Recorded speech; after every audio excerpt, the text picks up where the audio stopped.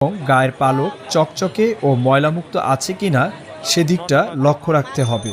2 নম্বর যেই বিষয়টি খেয়াল রাখতে হবে, কবুতরের নাক দেখবেন। নাক অবশ্যই ভালো থাকতে হবে, যাতে কোনো প্রকার নাকে সর্দি না থাকে এবং রক্ত না দেখা যায়।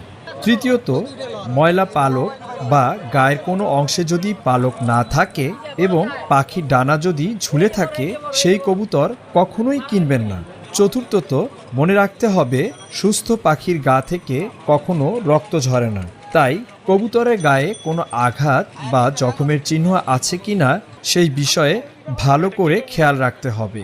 পঞ্চম যেটা দেখতে হবে তা হলো কবুতরের দুটো পা ঠিকমতো আছে কিনা এবং পায়ের সব আঙুল পরীক্ষা করে দেখতে হবে যাতে পায়ের নখ বেশি ছোট বা বড় না থাকে এবং কোনো ভাঙা নখ থাকলে সেটা কেনা থেকেই বিরত থাকা ভালো।